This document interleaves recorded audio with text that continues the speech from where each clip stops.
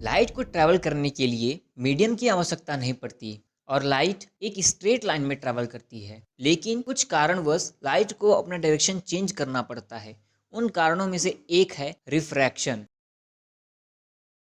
यदि एक transparent medium से दूसरे ट्रांसपेरेंट मीडियम में ट्रैवल करते वक्त लाइट की डायरेक्शन चेंज हो जाती है, तब उस फिनोमिनन को हम रिफ्रैक्शन कहते हैं। जैसे यदि लाइट वैक्यूम से एयर में ट्रैवल करे तो लाइट की डायरेक्शन चेंज हो जाती है, क्योंकि एयर और वैक्यूम की ऑप्टिकल डेंसिटी अलग अलग है। ऐसा ट्रांसपेरेंट मीडियम जिसमें एटम्स या फिर मॉलिक्यूल्स दूर दूर होते हैं, उस ट्रांसपेरेंट मीडियम को हम रेयरर मीडियम कहते हैं। और यदि उस ट्रांसपेरेंट मीडियम के एटम्स या फिर मॉलिक्यूल्स पास पास होते हैं, तब उसे हम डेंसर मीडियम कहते हैं। लेकिन रेयरर और डेंसर मीडियम दोनों ही रिलेटिव टर्म्स हैं। जैसे वैक्यूम के लिए एयर एक डेंसर मीडियम है, लेकिन एक ग्लास के लिए एयर एक रेयरर मीडियम है। एक मीडियम से दूसरे मीडियम में ट्रैवल करते वक्त जिस पॉइंट पर लाइट की डायरेक्शन चेंज होती है, यदि वहाँ पर हम सरफेस के रिस्पेक्ट में 90 डिग्री का एक इमेजिनरी लाइन ड्रॉ करें, तब उस इमेजिनरी लाइन को हम नॉर्मल कहते हैं।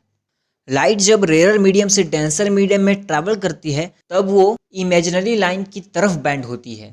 और वहीं यदि लाइट डेंसर से रेयर मीडियम की तरफ ट्रैवल करती है, तब लाइट की डायरेक्शन नॉर्मल से दूर की तरफ बेंड होती है।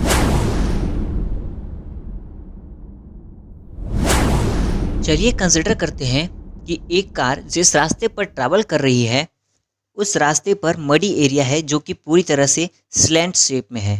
चूंकि यह एरिया स्लैंट है, इसलिए कार का राइट साइड का पोर्शन इसमें पहले एंटर करेगा, जिसके कारण राइट साइड के पोर्शन की स्पीड थोड़ी कम हो जाएगी। लेकिन कार के लेफ्ट साइड के पोर्शन की स्पीड अभी भी उतनी ही है जितनी वो पहले थी।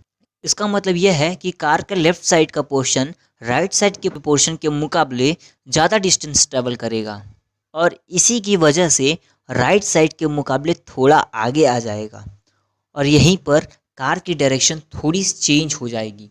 और जब पूरी कार उस मडी एरिया में एंटर करेगी तो दोनों साइड की स्पीड सेम हो जाएगी। मतलब कि कार की डायरेक्शन चेंज होने के बाद वो उसी डायरेक्शन में ट्रैवल करेगी।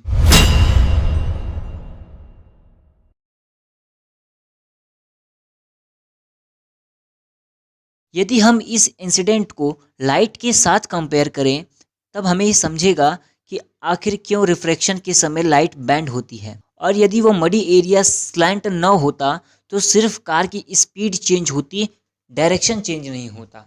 यही सेम केस लाइट में भी अप्लाई होता है। जब लाइट मीडियम चेंज करते समय किसी मीडियम पर परपेंडिकुलर होती है, तब उसकी डायरेक्शन चेंज नहीं होती है। मतलब कि उस समय लाइट का रिफ्रैक्शन नहीं होता है। आशा करते हैं आपको ये कॉन्सेप्ट समझा होगा और आपके लिए हेल्पफुल रहा होगा। Thank you for watching this video.